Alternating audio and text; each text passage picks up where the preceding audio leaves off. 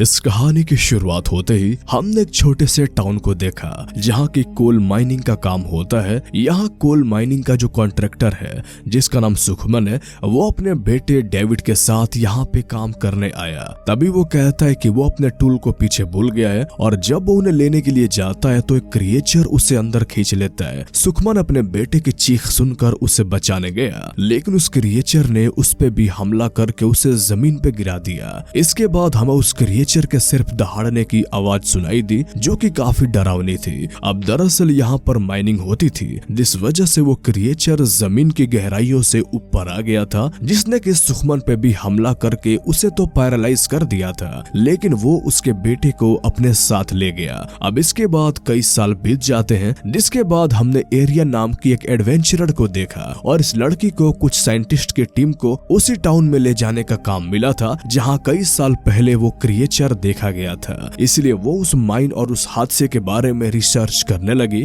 जिससे उसे पता लगा कि उस टाउन का तो मैप ही हटा दिया गया है। इसलिए वो उस टाउन के कुछ पुराने आर्टिकल्स पढ़ने लगी, जिसमें उसे पता लगा कि उस माइन में आग लगी थी, जिसमें बहुत सारे लोगों की जान चली गई थी और वहां पर कई सौ लोग गायब हो गए थे। बाद में उस माइन को तो बंद कर दिया गया, लेकिन लोगों का ऐसा मानना है कि वहां पर ये सब की वजह कुछ और ही है, जिसके बारे में किसी को भी कुछ भी नहीं बताया गया है। इसके बाद एरन डेन नाम की उसे साइंटिस्ट मिली, जो कि अपने टीम में 3 और लोगों को लेकर उस माइन की तरफ बढ़ने लगे। खैर अब ये लोग उस टाउन में पहुंच जाते हैं, जिसके बाद एरन एक लोकल स्टोर में गई। अब एरन उस शॉपकीपर से माइन तक जाने का रास्ता पूछती है, लेकिन वो कहता है कि कौन सा माइन, यहाँ कोई माइन वाइन नहीं है। एरन समझ गई कि ये झूठ बोल रहा है और उस आदमी ने कहा कि तुम जिस रास्ते से आए हो तुरंत उसी रास्ते से लौट जाओ। जब ये लोग यहाँ से जाने लगे तो उसने किसी को कॉल करके कहा कि यहाँ कोई प्रॉब्लम है। अब एरन अपने साथियों के साथ जब आगे बढ़ने लगी तो उसने देखा कि कोई कार इनका पीछा कर रही है। वो इसीलिए माइन की तरफ ना जाकर वापस जाने वाले रास्ते पे चली गई, तो इसीलिए उस कार ने इनका पीछा करना बंद कर दिया। और जब वो कार यहाँ से चली गई तो एरियन माइन की तरफ जाती है और जल्दी ये लोग उस गेट के पास पहुंच जाते हैं जिसके अंदर वो माइन थी।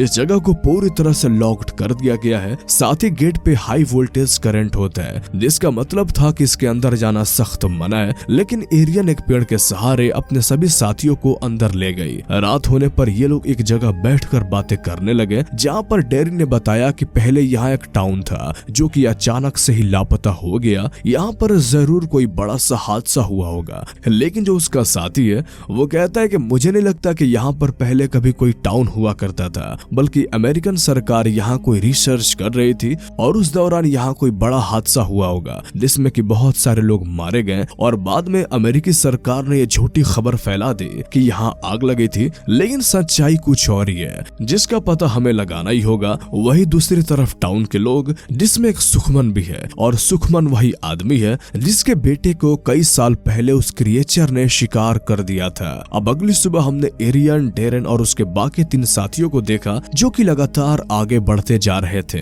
लेकिन तभी एक जगह आकर उन्होंने देखा कि जमीन के नीचे से धुआं निकल रहा है। वो यहाँ इस जमीन के सैंपल लेने लगे, लेकिन तभी वो कार जो एक दिन पहले इनका पीछा कर रही थी वो फिर से यहाँ पर आ जाती है, जिसे देखकर ये लोग जल्दी से छिप जाते हैं। लेकिन जब वो कार चली गई तो ये लोग आगे बढ़ने लगे। इसके बाद ये एक ऐसी जगह पहुंचे जहाँ पर बहुत सारे घर थे, लेकिन ये सभी अबेंडेंट है। लेकिन यहाँ पर एक ऐसा घर भी था जिसकी हालत काफी अच्छी थी और उसे देखकर ऐसा लग रहा था कि शायद इसके अंदर जरूर कोई रहता होगा। जब ये लोग उसके अंदर गए तो इन्होंने देखा कि यहाँ पर गैसेस के कुछ सैंपल्स रखे थे, और जब ये लोग पीछे के रास्ते से आगे जाते हैं तो इन्हें वो माइन मिल जाती है, जिन्हें देखकर ये बहुत ज्यादा खुश थे। इन्होंने देखा कि माइन के अंदर जाने का जो रास्ता है उसे पूरी तरह से लोहे से कवर कर रखा गया है, जिसमें कि करंट भी फ्लो कर रहा था, लेकिन ये उसे डिसेबल करके उस माइन के दरवाजे को खोल देते हैं। इसके बाद इन लोगों ने एक रस्सी के सहारे कैमरा और माइक्रोफोन को नीचे भेजा। इन्हें स्क्रीन पर तो कुछ भी नहीं दिखता, लेकिन इन्हें ये पता लग जाता है कि अंदर बहुत ही कीमती मेटल्स हैं। खैर अब ये लोग जब अंदर की आवाजें माइक्रोफोन से सुन रहे होते हैं तभी इन्हें एक जोरदार आवाज सुनाई देती है, जिससे कि आवाज सुनने वाले के कानों में दर्द हो गया, और जब इन्होंने उसके रेंज चेक किया तो वो बहुत ज्यादा तेज होती है। और इनमें से एक साइंटिस्ट का पैर रस्सी के पास था, जिस रस्सी से इन्होंने माइक्रोफोन नीचे भेजा था, लेकिन तभी कोई उस रस्सी को खींचने लगा, जिसके साथ ही इनका एक साथी भी नीचे खींचा जाने लगा और अब वो उस माइन में गिर गया।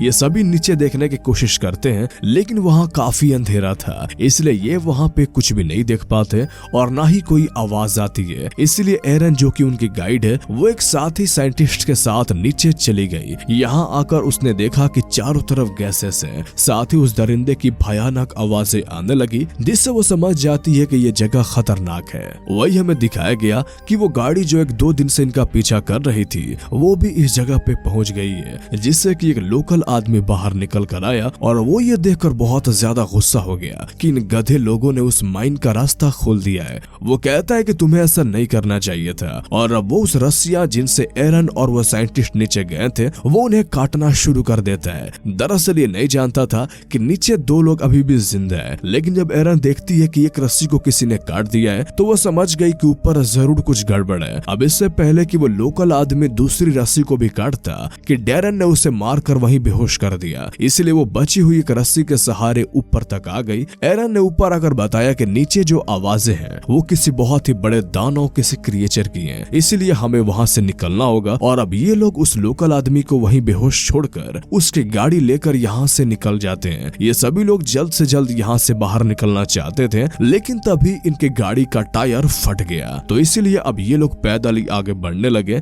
वही जब रात होने पर उस लोकल आदमी को होश आया तो वो रेडियो से अपने साथियों को बताने लगा कि जो लोग यहाँ आए थे उन्होंने इस माइंस के रास्ते को खोल दिया, यहाँ पर बहुत ज्यादा खतरा है। और अभी ये बात कर ही रहा होता है, इतने में ही वो क्रिएचर आकर उस आदमी को पूरी तरह से खा जाता है। दूसरी तरफ एरियन और उसके बाकी साथी लगातार आगे बढ़ रहे थे और तभी जंगल में भयानक और खौफनाक आवाजें आने लगी। एरन को लगा कि शायद आसपास कोई है, इसीलिए वो अपने नाइट विजन कैमरा से देखने लगी। उसने देखा कि यहाँ पर एक खौफनाक क्रिएचर है जो कि उनके एक साथी को अपने साथ ले जाता है और ये देखकर ये डर के मारे यहाँ से भागने लगे। तभी ने एक ट्रक दिखाई दिया जो कि यहाँ के लोकल लोगों का था, तो ये लोग उन्हें अपने साथ बैठाकर उसी टाउन में ले आए जहाँ पर बहुत सारे लोग थे। इन्होंने देखा कि यहाँ पर उस क्रिएचर की ड्राइंग है जिसका एक हाथ बहुत नोकीला है, जिससे वो अपने शिकार को पैरालाइज करके अपने साथ ले जाता है। साथ ही ये क्रिएचर नहीं देख सकता और तेज आवाज इन्हें परेशान करती है। सुखमन ने इन्हें बताया कि हम माइनिंग कर रहे थे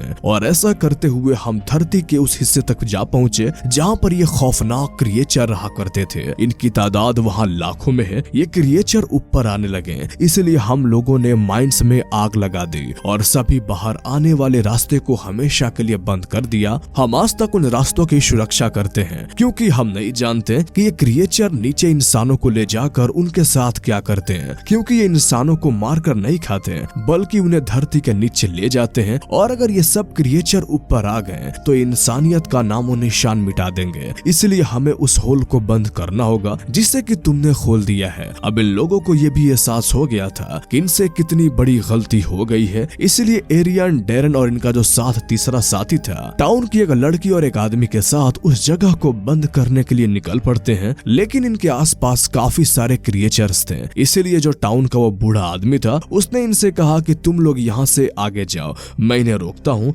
इसलिए वो खुद को सैक्रिफाइस करके इन्हें आगे जाने देता है। ये चारों भागकर एक घर के अंदर आ गए थे, लेकिन वो क्रिएचर्स अभी भी हर जगह थे। उस घर से टनल तक जाने का एक रास्ता था, तो ये सब लोग उससे नीचे जाने लगे, लेकिन यहाँ पर भी बहुत सारे क्रिएचर्स होते हैं। अब जो टाउन के साथ वो लड़की आई थी उसने कहा कि तुम सब लोग यहाँ से निकलो, मैं इन सब का ध्यान डिस्ट्रैक्ट करती हूँ। इसलिए वो इन क्रिएचर्स को डाइवर्ट करने के लिए एक जगह पे चली गई, लेकिन क्रिएचर अब भी इनका पीछा कर रहे थे। इसलिए एरन और डेरिन के जो साथ तीसरा साथी था वो अपने ग्रेनेड निकालता है, तभी क्रिएचर ने उस पे हमला कर दिया और वो ग्रेनेड फटने की वजह से वो जख्मी हो गया और वो क्रिएचर उसे भी अपने साथ ले जाता है। ये देखकर डेरिन हिम्मत हार जाता है और वो समझ गया कि इनकी जान अब कोई नहीं बचा सकता। इसलिए वो एरियन से सच कहता है कि मैंने तुमसे झूठ कहा था कि मैं यहाँ पे रिसर्च करने के लिए आया हूँ, बल्कि मैं एक बड़ी सी कंपनी के लिए कॉल ढूंढने के लिए आया था जिसने मुझे कॉन्ट्रैक्ट दिया था और मेरी वजह से ही इतने लोगों की जान चली गई। इसलिए वो उस सदमे में वहीं पे बैठ गया। एरिन उससे कहती है कि मैं बाहर जाने का कोई रास्ता ढूंढती हूँ, तुम यहाँ से हिलना मत। उसे बाहर जाने का रास्ता मिल भी जाता है, लेकिन तभी एक क्रिएचर उस पे हमला करके उसे कुछ वक्त के लिए पैरालाइज कर देता है और जब उसकी आंख खुलती है तो वो एक राफ्ट पे होती है और उसके सामने वही क्रिएचर था जो उसे कहीं पे ले जा रहा होता है। साथ ही टाउन की एक लड़की की बॉडी भी यहाँ पे होती है जो जो कि इनके साथ यहाँ पे आई थी। और अब वो क्रिएचर इन्हें एक दूसरे बड़े क्रिएचर के पास लाया होता है, जहाँ पर कि डैरन और इनका वो साथी जिसे कि जंगल में क्रिएचर ने पकड़ लिया था, वो दोनों यहाँ पे जिंदा होते हैं। अब यहाँ पर जो वो बड़ा क्रिएचर है उसका काम है इंसानों को खाकर बच्चे पैदा करना। दरअसल धरती की गहराई में रहने वाले ये क्रिएचर ऐसे क्रिएचर थे जिनसे कि इंसान आज तक अनजान थे, और ये चींटियों की तरह ही अपने कॉलोनीज में रहकर अपनी तादाद बढ़ाते थे। जिसके बाद वो क्रिएचर एरियन और डैरन के उसी साथी को खा जाती है, और अब एरियन की बारी आती है, लेकिन उसके पास एक ग्रेनेड होता है। ये ग्रेनेड को उस क्रिएचर के मुंह में डाल देती है, जिससे कि एक बड़ा ब्लास्ट होता है, जिससे कि वो बड़ी सी क्रिएचर यहीं मारी जाती है, जो कि बाकी क्रिएचर्स की रानी थी। अब ये दोनों भागते हुए उस जगह तक पहुंच जाते हैं जहां से बाहर निकलने का रास्ता है। यहाँ पर अभी तक वो उस रस्सी से लटक रही थी, जिससे कि एरन ऊपर चढ़ने लगी और उसके पीछे डैरन था, लेकिन वो छोटे क्रिएचर्स तो यहाँ भी आ गए थे, जिससे डैरन समझ गया कि ये दोनों बाहर नहीं निकल सकते। तो इसीलिए वो एरियन की जान बचाने के लिए अपनी रस्सी को काट देता है, जिससे कि सभी क्रिएचर्स उसे मार देते हैं। और अब एरियन ऊपर पहुंच चुकी है। यहाँ पर पहले ही टाउन के लोग थे, और जब वो बाहर आ गई तो उस गड्ढे से जो भी क्रिएचर्स बाहर निकल रहे थे, टाउन के लोग उसे जला रहे थे, और एक बार फिर से उस दरवाजे को हमेशा के लिए बंद कर दिया गया, जिससे कि एरियन और उसके साथियों ने खोल दिया था। यानी कि अब खतरा टल चुका है। और अब सुखमन एरियन से कहता है कि तुम्हारे पास दो रास्ते हैं। पहला तो ये कि तुम यहाँ से जाकर जो कि तुमने यहाँ देखा ये सारी दुनिया को बता सकती हो, या फिर तुम हमारे साथ इस टाउन में रहो और हम साथ मिलकर इस नर्क के दरवाजे की रक्षा करेंगे। एरियन ने भी अब तय कर लिया कि वो इसी टाउन में रहेगी और दुनिया को इस आने वाले खतरे से बचाएगी। और ये फिल्म यहीं पे खत्म हो जाती है। तो कैसी लगी आपको ये मूवीज एक्सप्लेनेशन, हमें कमेंट करके जरूर बताएं। और अगर आप इस तरह की और भी कहानियां सुनना चाहते हैं तो हमारे इस चैनल को सब्सक्राइब कर लें। तो फिर मिलते हैं आपसे अगले वीडियो में, तब तक के लिए गुड बाय।